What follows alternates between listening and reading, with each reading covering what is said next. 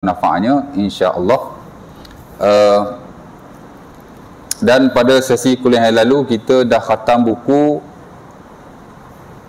Amalul Muslim fil Yaum wal Lailah, amalan Muslim siang dan malam, ya, yang ditulis oleh Syekh Tariq bin Saleh, yang telah diterjemahkan ke dalam bahasa Melayu oleh Dr. Syarif bin Jassar. After many years lah, setelah beberapa tahun lah, saya ingat 5-6 tahun saya kuliah di sini kot. Tapi tolak-tolak yang PKP tu hari on off kan. Kalau careful adalah 4 tahun kot. Mungkin lah.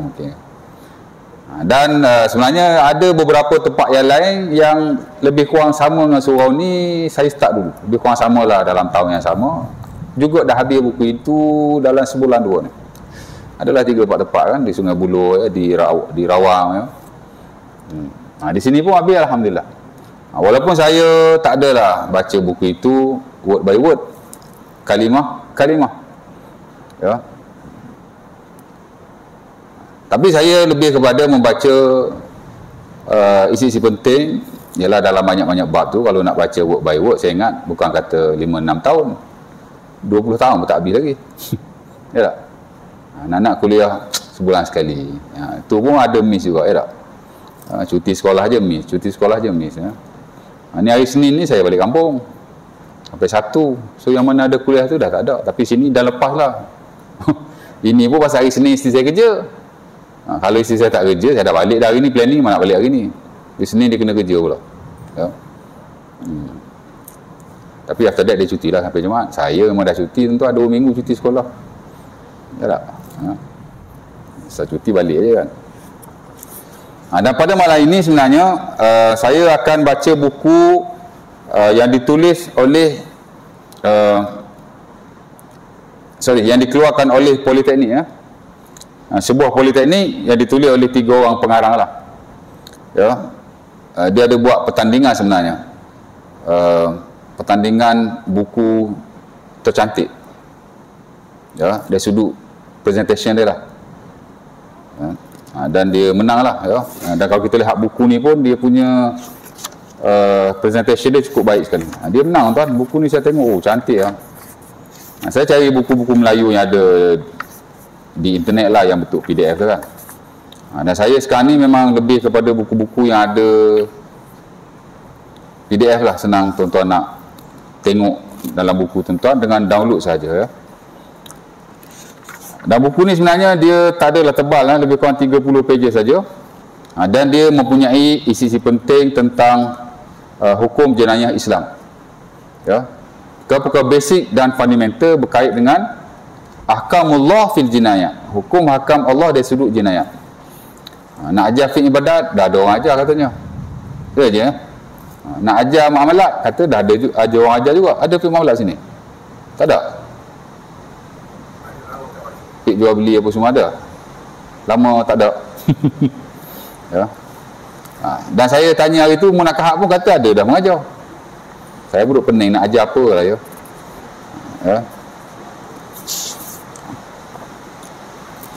Saya ajar jenayah lah, jenayah boleh, boleh aja. Nama je jenayah, tapi biasa saya akan kongsi perkara yang lebih luas daripada itu. Tapi dia punya rujukan kita buku ni lah, ya. Dan insyaAllah saya akan bagi kepada pengurusi boleh share lah pada tuan-tuan. Dan buku ni sebenarnya dia tidak boleh dicetak semula, ya. Dia ada copyright. Tapi saya cetak pasal nak buat rujukan.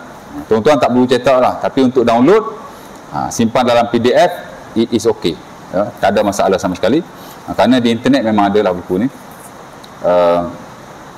untuk bahan bacaan dan seumpama. Jadi amat benda yang baik sekali, ya. Baik, jadi dia cuma ada asas-asas saja. Dan saya akui tuan-tuan, banyak di Masjid Surau memang tak ada lagi, ataupun jaranglah ada pengajian fiqhul jinayah al-islamiyah, ya. The Islamic law of crime, ataupun the Islamic jurisprudence of crime, hukum hakam tentang jenayah Islam. Saya duk tanya-tanya, banyak yang tak ada lah. Jadi saya kalau ada kelapangan di tempat yang saya mengajar, boleh ada buku dah habis, atau buku tu dah belajar macam sini, ya, dah tempat yang lain, mungkin ada yang baru nak suruh saya mengajar, saya nak prefer ilmu fiqh tu lah, ya. Ilmu tentang jenayah Islam, ya. Dan dia dalam ruang lingkup fiqh juga. Kerana fiqh ni tuan-tuan, dia ada banyak bidang. Ada 5 bidang sekurang-kurangnya. Pertama ialah fiqh ibadat. Sembahyang, puasa, zakat, haji dimulai dengan taharah. Itu fiqh ibadat, very well known, semua orang tahu. Kadang-kadang satu surau masjid sampai ada 2-3 kuliah fiqh ibadat. Ustaz ni baca buku sekian, ustaz ni pula baca buku sekian. Ada ustaz baca buku fiqh manhaji, bagus. Buku tu buku hari ni tuan-tuan, bukan hanya di pasaran Malaysia, dunia pakai. Merujuk kepada fiqh mazhab Syafi'i yang latest, yang kontemporer, yang telah disaring, yang baiklah untuk kita belajar, untuk kita tahu hukum hakam fiqh mazhab Syafi'i. Sementara kita Nusantara ni memang mazhab Syafi'i lah, walaupun tak semua, tapi kita boleh katalah sebahagian besar fiqh Syafi'i lah kan, walaupun tak lah semua,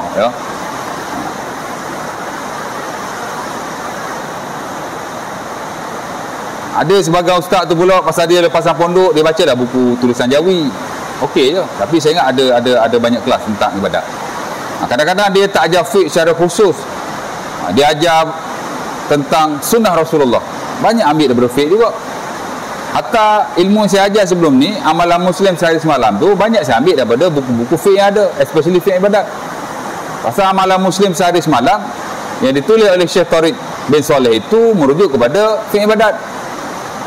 Belajar sunnah je mesti rujuk fiqh ibadat, dan sebahagian kecil lah daripada fiqh muamalat. Kerana dalam buku tu, kalau tuan-tuan masih ingat, kita ada berkongsi juga tentang amalan Muslim di luar rumah tak kala dia bekerja, tak boleh rasuah, tak boleh menipu, dan macam-macam lagi. Jadi fiqh ibadat memang ada lah, itu hanya satu bidang saja. Di samping bidang-bidang yang lain, jangan ingat bila sebut fiqh atau fiqh ni ibadat saja. Tak. Ulama kita bila karang buku fiqh ni sampai 5 jilid, 6 jilid, ibadat mungkin 1 atau 2 jilid daripadanya. 3-4 jilid lagi tu 3-4 jilid lagi tu merujuk kepada fiqh-fiqh yang lain. Satu fiqh ibadat lah. Yang kedua fiqh muamalat. Kalau ibadat kita dengan Tuhan, our relationship to our God. Sebab tu dia bincang pasal semayang, taharah dulu lah wudu. Wudu tak ada kena-mena dengan siapa-siapa, betul-betul kita dengan Allah. Belajar mandi wajib tak ada kena-mena dengan siapa-siapa, kita dengan Allah. Sebab tu tak payah suruh orang cek wudu kita cek sendiri, betul tak betul cara aku wudu. Kalau betul, Allah Ta'ala terima. Kalau tak betul, Allah Ta'ala tak terima. We are responsible to our own self. Dari sudut benda-benda seumpama itu, pasal dia ibadat. Ibadat bukan orang boleh cek kita punya. Kita cek diri kita sendirilah. Tak? Pasal ni kita dengan Tuhan, tak ada siapa boleh interfere. Orang boleh ajar, bagi panduan, tak? Betulkan apa yang patut, tegur apa yang salah. At the end of the day, tuan-tuan sendiri yang bertanggungjawab ke atas diri tuan-tuan. Kerana ini urusan tuan-tuan dengan Allah Subhanahu Wa Taala. Bukan tuan-tuan saja, saya sendiri pun. Setiap mukallaf lah. Lebat hujan lah. Allahumma sayyiban nafi'ah, Allahumma sayyiban nafi'ah, Allahumma sayyiban nafi'ah. Bila hujan tuan-tuan baca apa? Ada doa atau zikir ketika hujan. Apa doanya? Apa zikirnya? Ada baca tak? Tak ada? Banyak kali dah saya beritahu ni. Salah satu bacaan bila hujan, Allahumma sayyiban nafi'ah. 3 words. Tak banyak pun. Allahumma sayyiban nafi'ah. Wahai Tuhan, semoga hujan yang turun ini memberi manfaat kepada kita. Allahumma, wahai Tuhan, sayyiban, ni hak turun ni, lebat ni, nafi'an, manfaat. Itu kalau translate word by word lah. Tapi translate bagi comel sikit, wahai Tuhan, jadikanlah hujan yang kau turun ini bermanfaat bagi kami. Kerana Aisyah radhiyallahu taala anha Dalam hadis Abi Daud dan selainnya menyatakan bahawa Nabi bila hujan Nabi baca begitu. Kerana Nabi idza nazala al-mataru qala Allahumma sayyiban nafi'an. Nabi SAW bila turun hujan maka baginda berkata Allahumma sayyiban nafi'an. Jadi bila hujan saja tuan-tuan kata begitu. Berapa kali nak baca ustaz? Sekali cukup dah. Tapi kalau banyak kali pun tidak salah. Pasal doa kan? Betul pun. Jangan tak baca sudah. Allahumma sayyiban nafi'an. Ya. Baik. Jadi ibadat ya. Taharah, kemudian semayang, kita dengan Tuhan. Ya. Tak perlu sibuk-sibuk dengan semayang orang lain. Bolehlah nak ajak, nak bagi panduan, nak tegur. Tapi at the end of the day, semayang kita hanya dinilai oleh Allah Subhanahu Wa Taala. Ya. Pasal itu kita dengan Tuhan. Dan begitulah ibadah-ibadah yang lain. Puasa, haji, ya. Baca Quran, zikir. Walaupun baca Quran dan zikir dia tak bincang dalam ilmu fiqh. Dia lain. Dia ada ilmu yang khas lah. Kalau zikir, ilmu zikir dan doa lah. Ya. Kalau baca Quran, ilmu baca Quran lah. Ya. Adalah ulama-ulama yang mengarangnya. Tapi kalau fiqh ni dia lebih kepada taharah, semayang, zakat, haji. Ya. Ibadah khususiah yang kita lakukan. Okey, itu number one. Number two, dia ada, ataupun bidang yang kedua, dia ada fiqh muamalat yang bersabit hubungan kita dengan orang lain dari sudut harta. Kita dengan orang lain dari sudut harta. Ya.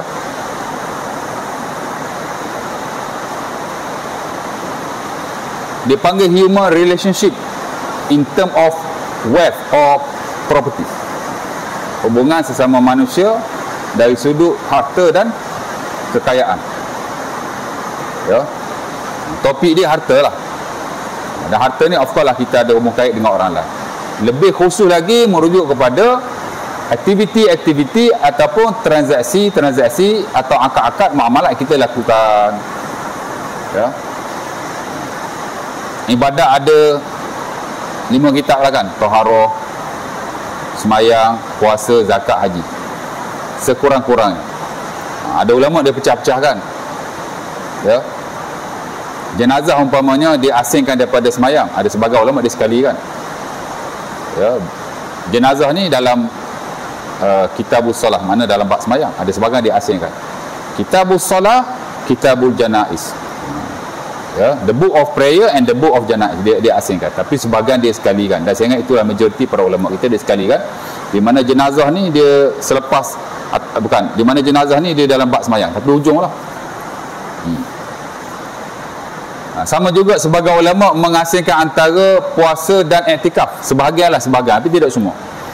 Tapi apa yang saya lihat, majoriti ulama dia sekalikan.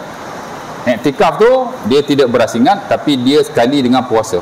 Kebiasaannya dalam kitab puasa, the chapter of fasting, dia mesti ada iktikaf di ujung. Kerana iktikaf ni di sisi majoriti para ulama ialah sebahagian daripada ibadah puasa. Of course lah kita iktikaf pada bulan Ramadan. Walaupun iktikaf ni dia applicable the whole year. Boleh saja kita iktikaf pada masa-masa yang lain. Ya, ni tuan-tuan duduk saja-saja ni boleh ni iktikaf. Aku iktikaf kerana Allah Taala, dalam hati lah niat nak iktikaf ni. Ya. Sebagai ulama boleh kata, sebagai ulama memfatwakan begitu ya. As long as kita duduk dalam masjid nak buat ibadah, boleh saja kita niat mengiktikaf kepada Allah Subhanahu Wa Taala ya. Tapi kalau dipecah-pecahkan begitu jadi banyaklah. Jadi 6, jadi 7 ya. Tapi kebiasaannya disekalikan jadi 5 ibadah saja. Hak tadilah. Muamalat pun sama juga, tapi dia lebih banyak tajuknya berbanding ibadat. Kalau ibadat tadi lebih kurang 5 ni je. Tapi muamalat banyak tuan. Kitab-kitab dalam muamalat atau bab-bab yang besar. Kitab ni maksud bab yang besar lah. Kitab ni bukan maksud buku saja. Ya. Kitab ni juga bermaksud bab-bab yang besar. Macam bidang ibadat. The Science of Worshipping, Fiqhul Ibadat. Kita ada Kitabut Taharah, Kitabus Salat, Kitabuz Zakah, Kitabus Siyam, Kitabul Hajj. Ya. Dia bagi kitab tu pasal ni bab-bab yang besar. Kebiasaannya kalau semayang dipanggil sebagai bab semayang. Puasa disebut sebagai bab puasa. Itu buku-buku kecil. Tapi kalau buku-buku yang besar, ya, dia disebut sebagai kitab. Kitab bersuci, kitab semayang, kitab puasa. Maknanya bab-bab yang besar. Balik pada muamalat tuan-tuan, dia ada banyak kitab-kitabnya. Saya ingat tak kurang daripada 9. Ya. Dan dalam banyak-banyak bidang fiqh sebenarnya, bidang yang saya paling minat sekali ialah muamalat. Saya lebih sukalah berbanding ibadat, berbanding hak lain-lain lah, munakahat, jinayat, qada dan seumpamanya. Dan alhamdulillah bidang saya dalam PhD pun bidang muamalat lah. Cuma saya buat charity, saya tak buat commercial atau banking, tapi saya buat charity. Ya. Tapi sebenarnya muamalat kita kena belajar belaka. Ya. Tak ada lah kata awak buat charity ni masuk kebajikan lah, ya. Wasiat, hibah, wakaf, takaful, ya. Ataupun satu lagi faraid lah. Cuma sebagai ulama faraid itu dia masuk under munakahat, tapi sebagian daripada mereka masuk under muamalat. Jadi saya buat wakaf ni under muamalat lah, ya. Kalau dulu-dulu dia more on charity lah wakaf ni, wakaf masjid, wakaf tanah kubur, ya tak? Tapi hari ni wakaf pun dia dah bukan hanya hybrid, tapi dia dah jadi integrated, ya. Dia campur aduk lah. Dia bukan hanya charity atau tabarru'i, dia juga ada dikomersialkan. Kerana wakaf adalah satu instrumen untuk pembangunan masyarakat Islam, ya. Nampak? Dan kita ada banyak betul-betul wakaf yang baru yang tidak ada pada zaman terdahulu, ya. Wakaf kesihatan dulu mana ada, ya tak? Sekarang ada wakaf kesihatan, ya.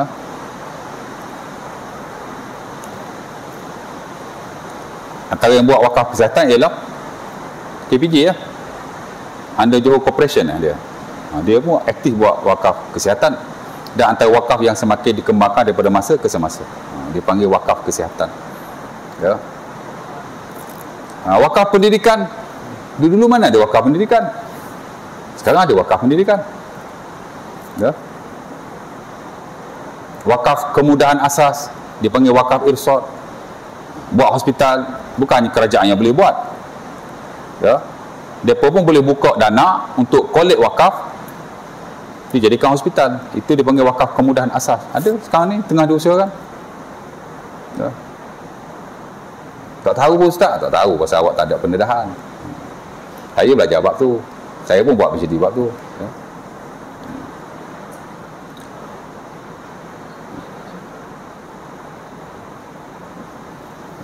Wakaf pertanian, ya. Farming wakaf dia panggil. Dulu mana ada wakaf pertanian? Tak ada. Kontrak pertanian tu adalah awak ada tanah, awak bagi orang sewa, okey. Ataupun awak ada tanah, awak bagi orang usahakan, kemudian awak ambil hasil, bagi 50-50. Ada dilakukan oleh Rasulullah SAW. Nabi bila dia perangi Khaybar, orang-orang Yahudi tu kan, setelah Nabi menakluki mereka, Nabi masih memberi tanah kepada mereka untuk diusahakan, tapi sebahagian daripada hasil mesti diberi kepada Rasulullah SAW. Itu hadis yang sahih yang diriwayatkan oleh Bukhari dan Muslim pada Ibnu Umar, di mana katanya amalan Nabi ahla Khaybarin, ya, ardan bisyatri ma kharaja minha atau kama qala. Nabi bagi tanah kepada orang-orang Khaybar, Yahudi lah, ya, kemudian dengan syarat sebahagian daripada hasilnya mesti diberikan kepada Rasulullah SAW. Itu salah satu model lah untuk wakaf pertanian. Kita bagi tanah, kemudian sama-sama dia usahakan, kita dapat hasil lah, macam-macam tuan. Itu wakaf pertanian. Walaupun Malaysia ni agak tak berapa majulah dalam bab tu. So far kita hanya ada beberapa saja projek wakaf pertanian di Malaysia hok buat, Hak paling besar di Putrajaya lah, dia buat 10 ekar tanaman kontan. Kemudian ada lagi di beberapa negeri yang lain. Di Johor kita buat projek wakaf kelapa sawit. Kerajaan Johor bagi tanah, kemudian diusahakan oleh Jabatan Agama Negeri untuk dimasukkan dalam surat wakaf. Dia ada banyak model tuan. Ada 4-5 model lah, bergantung kepada kontrak pertanian yang dilakukan. Kok mana ada dalam muamalat lah, ada banyak model. Ya. Ada wakaf perumahan. Dulu mana ada wakaf perumahan? Hari ni ada. Ya. Selangor pun buat di Meru. Lebih awal beberapa tahun yang lalu Penang buat. Dia panggil wakaf Siti Aisyah. Saya 2 hari pergi hadir untuk melihatlah perbincangan pakar-pakar wakaf tentang wakaf Siti Aisyah fasa 2. Ya. Menarik juga tuan. Ya. Bincang tentang perundangan Islam, hukum hakamnya macam mana. Bukan senang nak buat tuan. Ya. Kemudian bincang pula tentang perundangan setempat, dari sudut PBT yang macam mana, dari sudut jabat tanah yang macam mana, dari sudut fatwa negeri macam mana. Tak boleh langgar fatwa, kena tengok macam mana. Adalah selok-selok tertentu. Dulu mana ada wakaf perumahan, sekarang ada wakaf perumahan. Tak pernah dengar? Tekan je internet wakaf perumahan, dia akan keluar lah ya.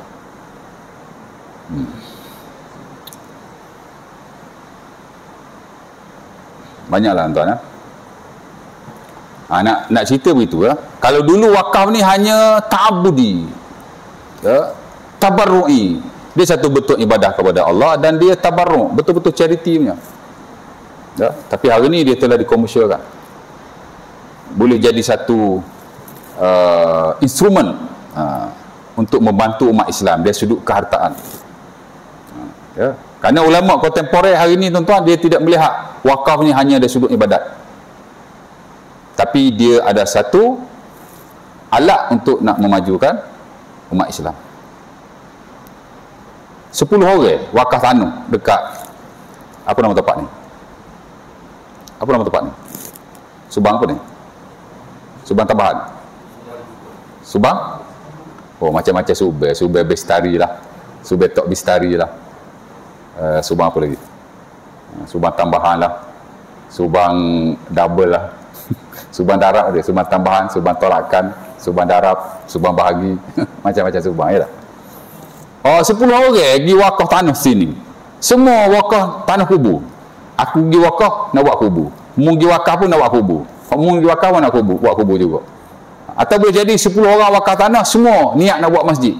Aku nak buat masjid. Aku wakaf tanah ni untuk masjid. Mari entar wakaf untuk masjid juga. Mari entar pula wakaf untuk masjid pula. Ya tak? Kita terima aja niat berwakaf nak wakaf apa? Tulis. Ya tak? Ataupun wakaf untuk sekolah. 10 orang wakaf tanah, 10 wakaf untuk dijadikan sekolah. Agak-agak praktikal tuan. Balik pada yang tadi, atau contoh yang terawal tadi. 10 orang wakaf tanah untuk buat 10 masjid. Perlu lah. Mungkin kita perlulah 1 atau 2 masjid di kawasan ni. Lagi 8 tanah tu nak buat apa dia? Biar gitu je. Oh, tak boleh buat tanah ni dia niat nak untuk masjid, kita kena buat masjid je lah. Bagi orang melihat wakaf ni dari sudut ibadat semata-mata, begitulah keadaannya. Tapi sebahagian yang lain, ulama-ulama semasa melihat wakaf ni boleh saja ditukar kepada bentuk-bentuk yang lain yang disebut sebagai istibdad. Ini dibuat di Brunei, di Singapura, ya. Kita pun rujuk model-model yang ada di negara-negara yang lain. Mungkin 2 orang kata nak buat masjid tu, kita buat masjid lah. Atau 3 lebih kurang kan. 7 lagi kita buat hak lain. Kat tempat lain tuan-tuan, tanah wakaf telah ditukar pada bangunan, tanah wakaf telah ditukar pada lok-lok kedai, ditukar pada perumahan. Sebab dia kata wakaf ni dia bukan hanya semata-mata ibadat, tapi maksud dia adalah untuk maslahat kepada umat Islam. Kalau wakaf ni tak boleh menyumbang kepada maslahat umat Islam, maka ia seolah-olah tidak berapa kenalah dengan maqasid wakaf tu sendiri. Nampak? Jadi sebab itu harta dia sentiasa berkembang daripada satu masa pada satu masa. Ya. Banyak bentuk-bentuk baru kalau kita lihat. Kalau dulu wakaf ni hanya untuk ibadat, charity, tapi hari ni dia sudah dikomersialkan, ya. Dan itulah dalam bentuk-bentuk charity yang lain, ya. Balik pada yang tadi, ya. Jadi harta ni pun penting juga, tuan-tuan. Dia satu bab yang besar. Ada 9 kitab, tuan. Bermula dari Kitabul Buyuk, kitab jual beli, sampai Kitabul Al-Atiq, kitab pembebasan hamba. Ada 10. Ada Kitabul Buyuk, kitab jual beli. Ada Kitabul Hajar, kitab sekatan. Ada Kitabul Wasbi, kitab rampasan. Ada Kitabul apa lagi, ya? Kitabul Buyuk, Kitabul Hajar, Kitabul Wasbi. Ada Kitabul Syarikah ataupun syirkah. Kitab bagaimana kita nak buat usaha sama dalam perkongsian harta dan perniagaan juga, ya. Dan ada beberapa kitab yang lain. Masuk kitab charity pula, kitab wakaf, kitab wasiat, kitab faraid, kitab tentang takafur tak ada, dulu tak ada, yang barulah kitab takafur atau bab takafur tu dia baru. Tapi nak cerita ada 8-9 bab, kitab yang besar lah. Jadi banyak tuan bab yang dibincangkan. Lepas tu satu-satu kitab pula ada banyak bab pula. Kitab jual beli sampai 10 bab. Muntah saya belajar, tuan. Tapi hari ni pun saya masih menghafal poin-poin yang ada. Pasal ada 10 bab. Bermula pada bab syarat dan rukun jual beli sampai babus suluh. Dia panggil bab perdamaian harta. Ya.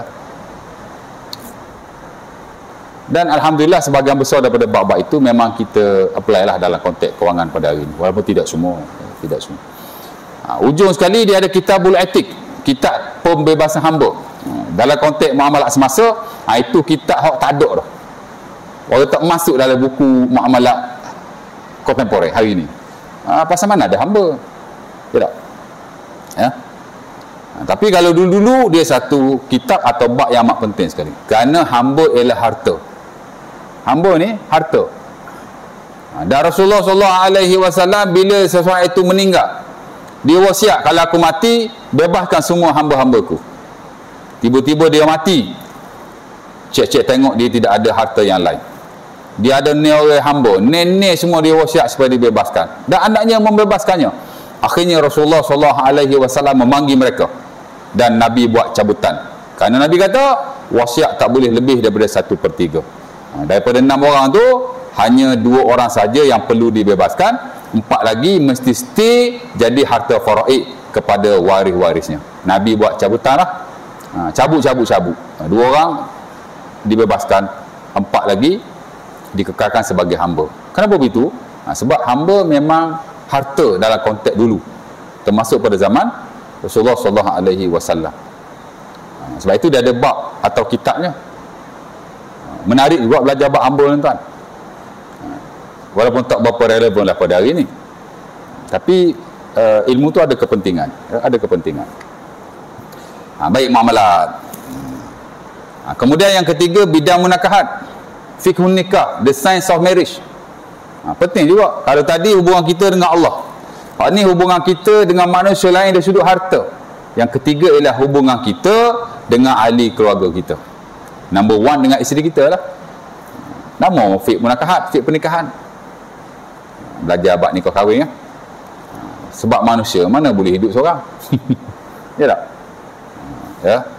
Ada sahabat minta nak bujang, Nabi tak bagi. An-nikahu sunnati, wa ma raghiba an sunnati falaysa minni. Kata Nabi, nikah adalah sunnahku. Siapa-siapa yang tak suka sunnahku, maka dia bukan di kalangan aku. Ya. Arba'un min sunanil mursalin. Ada 4 sunnah para anbiya terdahulu. Salah satu Nabi kata an-nikah, berkahwin. Ya. Jadi Abi Ayyub Al-Ansari yang diriwayatkan dalam Musnad Ahmad.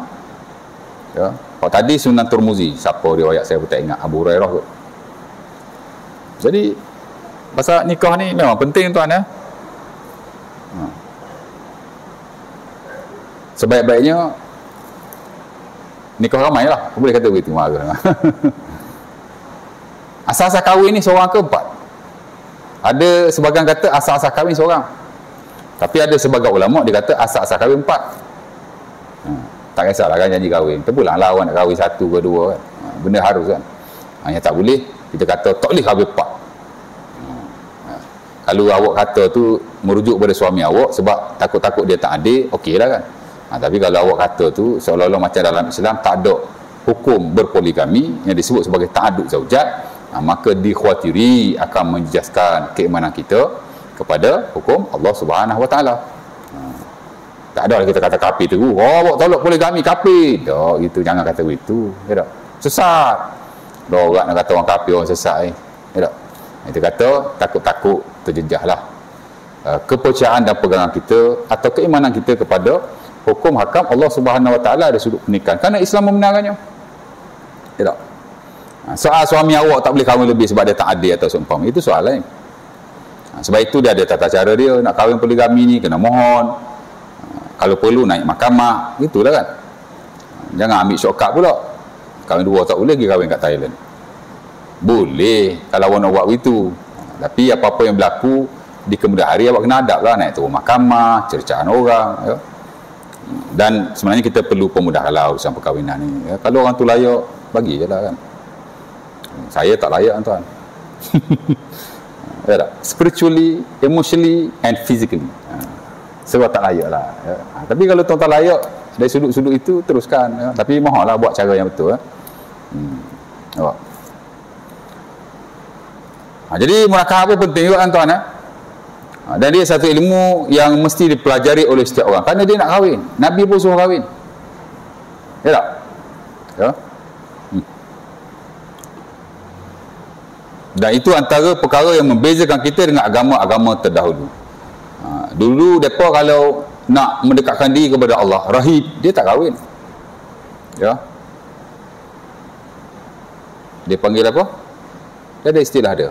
Tarkuz zawaj, mana tak si kahwin. Hanya nak ibadah kepada Allah. Ya.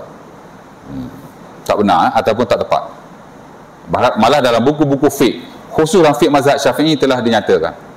Ya. Al-insyighalu binawafilil ibadah, an-nikahu afdal wa khairun minal ishtighal binawafil al-ibadah. Itu standard mazhab Syafi'i lah, disebut oleh Az-Zuhaili. Kita kahwin lebih afdal daripada kita menyibukkan diri dengan ibadah-ibadah sunnah. Maksud kalau awak tak usah kahwin dengan alasan awak nak buat ibadah, itu tak tepat. Kahwin itu lebih afdal. Ya. Kerana kita nak bina masyarakat, dapat anak-anak yang soleh dan seumpamanya. Dan itu salah satu bentuk kekuatanlah kepada umat Islam ya. Saya dulu ada kawan ramailah daripada negara-negara luar. Sebab saya UAE tuan-tuan, tak kawan daripada 100 negara, student from overseas lah, foreigners kan.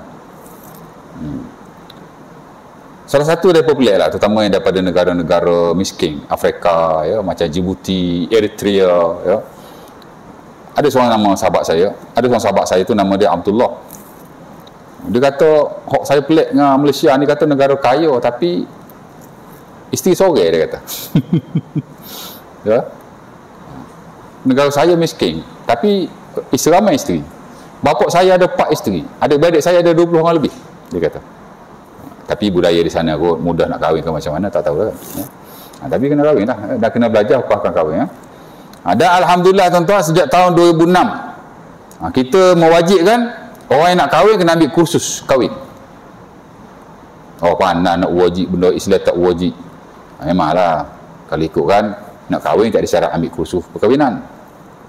Tapi dalam konteks-konteks tertentu uli amri dia boleh buat begitu, kerana dia ada slot, dia panggil masalah mursalah tu. Dia boleh saja mewajibkan benda yang asalnya harus di atas kemaslahatan tertentu. Katanya orang sekarang ni banyak yang bercerai. Ya tak? 20% daripada keseluruhan jumlah orang yang berkahwin bercerai. Katanya begitulah ya. Jadi antara inisiatif dia untuk nak bagi ilmu pada orang, dia buatlah kursus kahwin. Dan saya antara first batch ambil kursus kahwin masa kahwin. Sebab saya nikah kahwin tahun 2006 bulan 1. Oh kena aku. Masa tu wajib kursus kahwin dan wajib ambil ujian atau test HIV. Saya antara first batch tahun 2006. Di Selangor lah, saya tak pastilah negeri-negeri lain lah. Sebab saya kahwin dengan orang Selangor kan. Kelantan pun wajib juga. Saya buat kat Kelantan, ambil darah HIV saya buat kat Kelantan. Tapi kursus kahwin saya buat di Selangor. 2 hari tuan khusus. Ya, malam kerja. Pagi tu masuk khusus. Saya tidur je dalam khusus tu. Tak tahu benda khusus ni. Ya tak? Sampai saya ingat lagi ustaz tu, dia kata apa? Tak apalah, you all nak tidur lah, sebab saya faham ada kerja malam. Janji jangan keluar daripada bilik ni. Oh, saya dari bagi green light macam tu, saya tidur daripada awal khusus sampai akhir khusus. Saya pun tak tahu apa dia bincangkan. Ya. Nampak? Okey, fiqh manakahat insya-Allah belum lagi kan. Dia satu bidang yang besar dan mesti dipelajari. Walaupun tidak semua fardu ain. Dalam fiqh ibadat bukan semua fardu ain. Sama juga dalam fiqh muamalat tadi. Bukan semua fardu ain. Fiqh manakahat pun bukan semua fardu ain, tapi ada yang fardu ain. Ya. Nampak?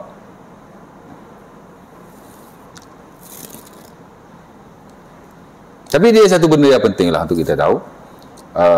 Walaupun sebagian fardu ain, sebagian tidak fardu ain, tapi dia bidang yang utama lah ya, dia panggil fiqh manakahat. Dan yang keempat disebut sebagai fiqhul jinayati al-islamiyah. Fiqh jenayah Islam. Dia satu bidang yang besar dalam syarak, khususlah dalam ilmu fiqh yang ada. Ya, dulu dan sekarang. Ya. Jadi ada bab yang keempat. Selepas daripada itu ialah babul qada'. Bab qada' ni bab kehakiman. Sebagai ulama mensekalikan antara qada' dengan jinayat dan sebagai mengasing-asingkan. Tapi dia lebih kurang dalam konteks yang sama. Cuma qada' ni, kehakiman ni dia lebih luas. Dia bukan hanya kehakiman dari sudut jinayah, tapi dia kehakiman dalam bidang-bidang yang lain, seperti kehakiman dalam harta. Bila berlaku sebarang pertikaian harta, kita mesti jumpa hakim. Jadi dia termasuk juga. Sebab tu qada' ni lebih luas. Dia bukan nak qada', nak uruskan masalah-masalah kehakiman bersabit dengan jinayat saja, tapi juga dalam kes harta. Tidak? Ada orang kata, ini harta aku. Ini pula kata, dok, ini harta aku. Apa nak buat? Pergi ngadu kat qadi lah. Jadi masuk qada'. Jadi qada' bukan hanya nak bincang pasal jenayah, tapi dia juga nak bincang tentang kehartaan. Dan ini berlaku pada zaman Rasulullah SAW. Ya. Qada' juga nak bincang tentang pernikahan. Ya, bila berlaku pertikaian dalam isu rumah tangga, mesti jumpa qadi. Qadi mesti buat kehakiman. Sebab itu qada' dia lebih luas. Dan sebagai ulama mengasingkan. Walaupun sebahagian dia masukkan dalam jinayat. Tapi saya lihat hatta yang standard mazhab Syafi'i pun dia mengasingkan. Dia ada kitabu al-ibadat atau fiqhul ibadat, dia ada fiqhul muamalat, dia ada fiqhul nikah atau munakahat, dia ada fiqhul jinayat, dia ada fiqhul qada'. Jadi ada 5 bidang yang besar dalam ilmu syarak, khusus ilmu fiqh Islam. Ya. Dan yang kita nak bincang ni salah satulah daripadanya fiqh jenayah itulah insya-Allah taala. Walaupun kita bukan nak bincang detail tentang hukum hakam yang ada, cuma kita nak bincang tentang konsep-konsepnya, objektif-objektifnya, dan apa-apa yang ada hubung kait secara langsung atau tidak langsung dengan kehidupan kita. Ya. Buku ni pun dia tak bincang banyak bab tuan. Dia hanya bincang isu-isu penting. Cuma mungkinlah dari sudut huraian saya, mungkin buku ni hanya 30 muka surat, tapi saya tak habis dalam setahun. Mungkin juga tidak 2 tahun, tapi tidak 20 tahun lah insya-Allah. Tapi selagi saya berada di Selangor ni, bolehlah saya ajar tuan-tuan. Aku esok saya pindah ke, saya tak tahulah kan. Tapi kalau nak perhabis mudah je, 2 kuliah boleh habis ni, baca je lah, tak payah hurai. Tapi dia satu bidang yang menarik tuan-tuan ya. InsyaAllah ta'ala. Itu mukadimah je lah. Next nanti kita pergi kepada isi kandungan buku ni lah ya. Bermula daripada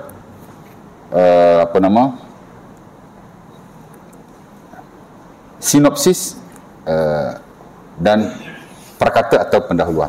Kebiasaannya bila kita baca buku orang, kita akan bacalah dia punya preface ataupun mukaddimah lah. Biasa sinopsis atau perkata ni dia dibaca lah ya. Kita baca lah sikit sebagai appreciation ataupun penghargaan lah kepada pengarang buku ini insya-Allah taala. Ada nak tanya apa-apa tak? Ada soalan?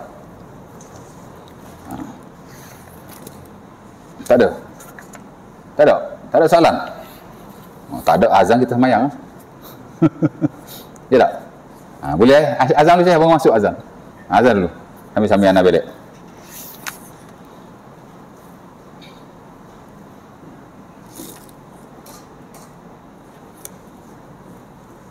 Bismillah.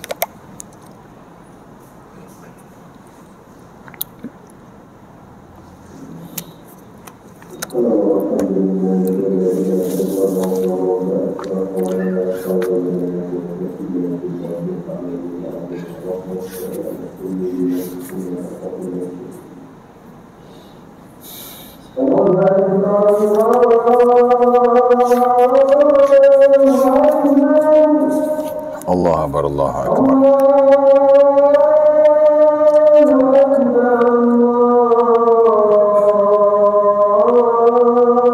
Al-asl fi iqamati al-ahkam al-jinaiyah.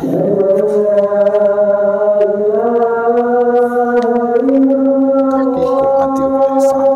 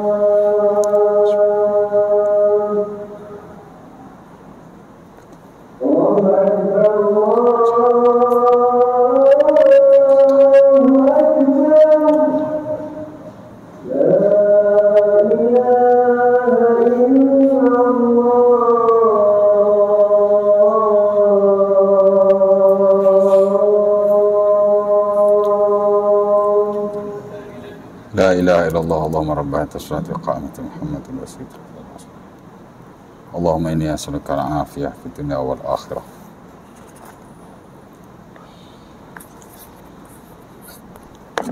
Ada soalan? Ada tanya apa tak? Tak ada?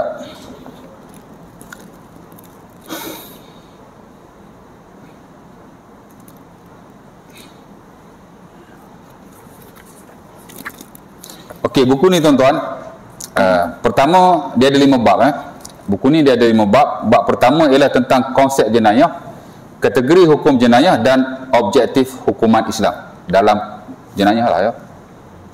Maksudnya dia nak jelaskan kepada kita apa itu jenayah dalam konteks syarak ya.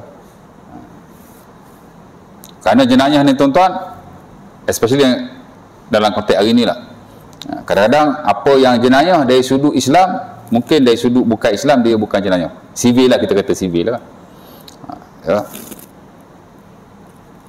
Jadi dalam Islam dia jenayah, sivil dia bukan jenayah, boleh jadi ya. Dan boleh jadi juga jenayah pada kedua-duanya. Islam kata jenayah, sivil pun kata jenayah. Dan boleh jadi juga sivil kata bukan jenayah, Islam kata tak jenayah, boleh jadi, wallahu ta'ala alam ya. Kerana konteks perundangan negara kita lah khususnya dalam bab jenayah ni pun dia ada definisi, deskripsi dan kategori masing-masing. Of course kita ada dua bentuk kesalahan ya, ataupun jenayah. Satu yang syar'i, satu yang sivil. Hak kita nak belajar ni hak syar'i lah. Ya. Dia akan jelaskan apa itu jenayah secara bahasa, apa itu jenayah secara syarak. Ya. Dan apa hukum untuk menetapkan atau mendirikan hukum hakam jenayah berasas pada pendapat para ulama kita menerusi dari Al-Quran dan hadis Nabi sallallahu alaihi wasallam ya. Kemudian kategori hukum jenayah ada berapa kategori ya? Ada 3 lah kebiasaannya. Pertama, kisos ya. Kisos ni maksudnya kita ambil tindakan atau balas balik kepada kelakuan yang telah dia lakukan. Ia merujuk kepada bunuh umpamanya. Bunuh kan? Kisos. Orang yang membunuh dengan sengaja, cukup syarat-syaratnya dia boleh dibunuh balik. Itu under kisos. Dan kalau tidak bunuh sekalipun, apa-apa kesalahan yang melibatkan kecederaan ke atas orang lain, itu juga dalam slot kisos. Kadang dia tak bunuh, dia tumbuk kawan tu. Patah gigi dia. Ya tak? Macam mana nak buat? Tumbuk dia balik lah. Bukan kita tumbuk lah, jangan ambil tindakan sendiri pula. Buat report, perbicaraan, okey, sabit dia dah pukul kawan ni. Maka hakim kata, pukul dia balik. Ya. Dia ada 3. Ya, boleh balas balik. Boleh ambil pampasan dan boleh juga dimaafkan. Kalau awak nak maafkan, itu lebih baik. Allah Ta'ala kata, wa ta'fu huwa aqrabu littaqwa. Kalau awak maafkan, itu lebih dekat pada takwa. Tak apalah dia pukul saya, mudah-mudahan dia bertaubat, saya maafkan dia. Dapat pahala besar tuan. Tapi berapa ramai orang nak buat begitu? Kalau kita maafkan dia, esok dia tumbuk orang lain lagi. Kalau kita maafkan dia, esok dia buat orang lain lagi. Sebab itu, sebagai para ulama kata, maaf-maaf juga nak tengok dia tu jenis macam mana. Kalau jenis kaki memang belasah orang, jangan maaf. Kalau kita maafkan, dia buat orang lain pula. Ambil tindakan ke atasnya. Kadang-kadang orang ni nak kena ajar begitu. Ya tak? Tengoklah nak maaf tu macam mana. Ya? Imam datang ke? Imam lah. Ambil pampasan. Saya tak say belasah dia balik. Saya nak duit. Ataupun pampasan lah yang ada dalam syarak. Patah gigi. Berapa pampasan? Saya tak say tumbuk Haji balik. Haji tumbuk saya. Ini contoh ni, Haji tak jahat begitu. Patah gigi saya. Dah sakit lah. Dah patah gigi. Ingat tak sakit ke? Saya tak say tumbuk Haji balik. Tak mau. Ya tak? Saya nak pampasan. Dia panggil diat. Agak-agak berapa pampasan untuk sebatang gigi yang patah atau hancur? Atau rosak? Banyak 3,000. Gigi patah kalau buat kat klinik baru RM200. Apa zolim sangat ni? As-sinnu bis-sinni khamsun minal ibil. Saya dah ajar dah hari ni, saya sentuh dah bab ni. Nabi sebutlah hadis Muslim daripada Ibn Abbas, gigi dengan gigi. Mana awak patah gigi saya, awak bantai gigi saya bantai balik gigi awak. Tapi kalau saya tak say gigi itulah nak buat gapo? Saya nak ambil pampasan. Berapa? Khamsun minal ibil. 5 numbers of camel. 5 ekor unta. 1 ekor unta berapa? How much? 1 ekor unta tuan-tuan, kalau unta besar belah ribu duit kita. Tak apalah kan, kita ambil 10,000 lah. 10 kali 5 berapa? 50,000. Allah. Haji kata 3,000 dengan 50,000 jauh je. Nampak Haji kena belajar ni ilmu ni. Pasal apa banyak begitu? Ya? Ini tujuan Allah Ta'ala wahyukan, turunkan daripada langit ni, Quran turun ni nak bagi kita supaya manusia terpelihara aman, damai dan keadilan dapat ditegakkan. Dan itu asas kepada hukum akal Islam, keamanan dan keadilan. Adik apa Ustaz? Batai gigi dengan 50,000. Tak adil. Awak kata tak adil, Islam kata adil. Mana boleh kata hukum Allah tidak adil? Ya tak? Ada orang kata kat Nabi, awak tak adil wahai Rasulullah, sahabat nak bunuh, bagi aku bunuh dia Rasulullah, bantai dia sekali, ta'adribu unuqahu. Suka-suka cakap Nabi tak adil. Tu baru kata Nabi tak adil. Kalau kata Allah tak adil, muju bukan zaman Umar Al-Khattab. Tidak kena pancung kita. Ya? Tapi Nabi tak bagi. Nabi kata la'allahu yusalli. Jangan, takut-takut dia solat. Ya dah. Ya. Okey.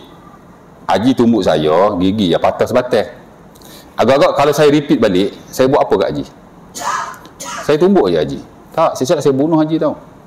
Tapi oleh yang demikian, dengan sebab satu pergaduhan yang patah gigi atau hancur atau rosak gigi itu, dia boleh membawa kepada jenayah yang lebih besar hingga pembunuhan. Islam nak stop hak tu. Sebab tu dia buat hukum agak berat. Cuba bayang kalau hukum tu amalkan ataupun di enactmentkan, ada bab tu. Dah orang lah ni tuan. Saya baru ni makan kat kedai mamak. Tak baru-baru ni lah, dah setahun dua lepas. Ada pekerja mamak bawa air tumpah kena anak dia. Dia tumbuk, terguling mamak tu. Ya tak? Mamak tu tak lawan lah sebab dia salah. Orang pakat pegang dia. Yalah, depa ni pun jadi pelayan kedai. Depa bukan ada knowledge. Depa tak belajar masuk kursus bab serve makanan apa semua. Saya masuk kursus dulu tuan. I was a restaurant manager. Saya dulu restaurant manager. Kita ajar staff-staff kita macam mana nak serve customer dari sudut makanan ni. Kalau makanan panas, kita tak boleh bawa lalu buat budak-budak kecil. Kena jauhkan daripada mereka. Itu kita tahu pasal kita belajar. Ustaz dulu restaurant manager. Dulu zaman tak ada ustaz tu lah baru nak start. Jangan ingat awal ustaz. Ingat beranak-beranak jadi ustaz tu ke? Tak, jadi goreng dulu macam-macam saya jadi. Ya tak? Ya. Jadi Islam nak jaga benda tu ya. Tak benar. Tak apalah, maafkanlah dia pun tak sengaja. Anak kita pun tak melecur pun. Cuma budak-budak kan dia nangis dah sikit. Ya tak? Jadi kalau kita buat begitu, kalau dia repeat balik sekejap, baru pembunuhan. Jadi senang nak stop. Ya? Islam dia nak jaga tuan. Ya. Bahkan kalau kita lihat definisi hukum jenayah pun ialah satu hukuman yang ditetapkan oleh Allah. Turun dari langit tu. Untuk dilaksanakan ke atas pelaku-pelaku jenayah tertentu, radman limislihi, supaya sebagai langkah pencegahan tidak berlakulah jenayah seumpama itu atau yang lebih berat daripada itu. Itulah tujuan dia. Itu make kisos itu saya tak sebut lagi papasan-papasan yang lain. Kalau patah gigi boleh mengekor unta, hak lain tak tahu tuan.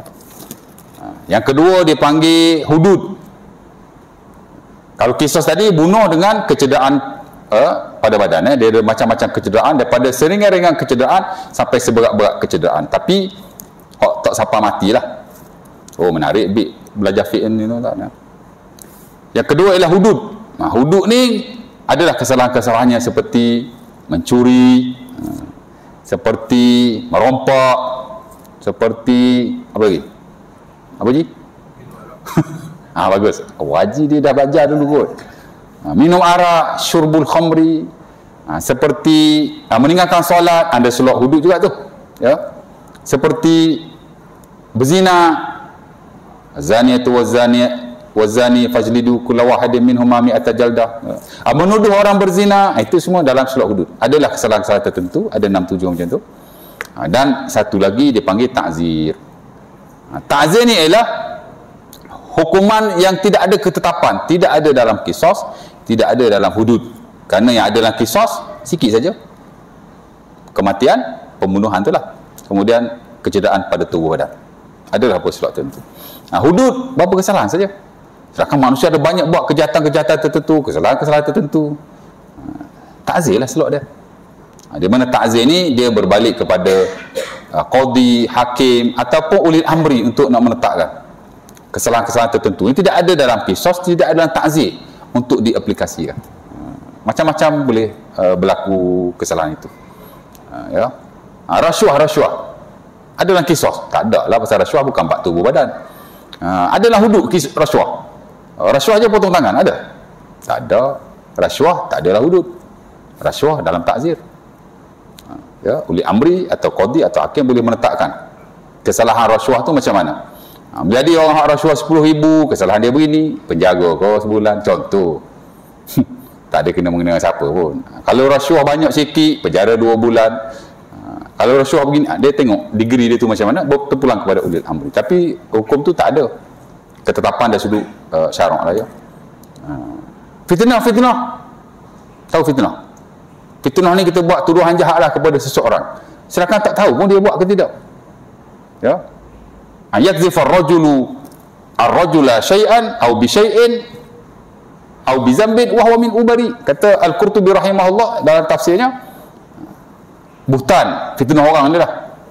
Ada suatu kesalahan di mana orang tu tuduh orang ni dengan suatu kesalahan, jenayah, perbuatan yang tidak baik ataupun satu dosa, sedangkan kita tak tahu dia buat ke tidak. Jadi kena buat main bukti lah. Itu sebut sebagai buhtan. Orang Arab kata memfitnah. Arab tak panggil fitnah tuan. Fitnah ni lain maksud dia. Fitnah makna syirik, fitnah makna dugaan. Tapi kalau fitnah dalam konteks bahasa Melayu ni, Arab panggil buhtan. Ya tak? Dia kata member tu tak semayang. Awak jangan dekat dengan dia tu. Kaki tak semayang tu. Dia pergi report qadi. Kalau ada slot tu lah, saya tak tahulah ada ke tidak. Pergi jumpa qadi, buat report. Fulan bin si fulan tuduh saya tak sembahyang di hadapan orang. Qadi pun panggil, bicara-bicara, salah. Gapo nak kena hukuman pada dia ni. Itu masuk slot takzir. Ya tak? Member tuduh kita bawa ajaran sesat. Kita pun report qadi lalu. Qadi cek-cek mari perbicaraan hakim ada sumpah, tidak ada bukti. Kena takzir ya. Ya tak? Penting tu. Ini kesalahan-kesalahan yang biasa berlaku di kalangan masyarakat kita. Ya. Tuduh orang, fitnah orang. Nampak? Jadi jangan semena-menanya. Perbuatan itu satu dosa. Dan dalam jenayah pun ada slot dia. Takzir jika terbukti kesalahan itu dilakukan.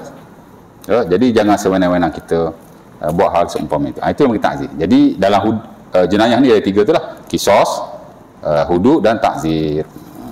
3 bab yang besar lah dalam bab tu. Yang akan kita pergilah satu persatu. Jadi bab pertama tadi, bab kedua dia bincang lebih lanjut lagi lah untuk kesalahan hudud. Kemudian bab ketiga qisas. Saya tak tahulah buku ni kenapa dia dahulukan hudud. Kerana sebahagian besar buku-buku fiqh yang saya lihat, hampir keseluruhannya lah, saya tak jumpa lagi yang mendahulukan hudud. Mungkin ada sebab saya tak baca semua buku.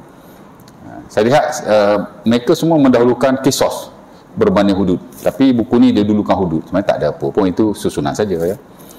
Kemudian akhir sekali dia masuk takzir. Kemudian last sekali bab yang kelima ialah soal jawab tentang hukum hakam jenayah Islam yang ada dalam buku ni. Tapi kalau tentu ada persoalan-persoalan yang lain. Cuma jangan tanya saya tentang undang-undang lah. Saya ni bukan jurusan undang-undang ya. Sama juga saja muamalat di banyak tempat. Ada orang tanya saya pasal ekonomi, tanya pasal kewangan yang berat-berat. Saya tak belajar ekonomi, saya bukan jurusan kewangan. Saya muamalat saja. Muamalat hanya satu part daripada kewangan. Nak tanya prinsip-prinsip muamalat, akak-akak yang ada, aktiviti kita lakukan patuh syar'ah ke tak patuh syar'ah, saya boleh jawab lah. Kalau nak tanya benda-benda hok pelik-pelik bab kewangan dan ekonomi, saya tak reti, saya bukan bab tu. Itu kena tanya orang takhasus dalam ekonomi. Sebab dia mesti jabatan muamalat lain, jabatan ekonomi lain ya. Dia ilmu yang berbeza walaupun masing-masing ada hubung kait lah antara satu dengan yang lain ya. InsyaAllah ta'ala tak ada soalan kot. Kalau tak ada, setakat itu dululah. Next nanti kita masuk buku ni insyaAllah ta'ala. Dan saya akan bagilah pada pengurusi, dia akan share lah pada grup tuan-tuan kalau tuan-tuan nak tengok ya, sepintah lalu ya. Aku Al-Azhar Sazimali. Waalaikumsalam warahmatullahi wabarakatuh. Kita tutup majlis kita dengan tasbih kafarah dan surah Al-Asr. Alhamdulillah.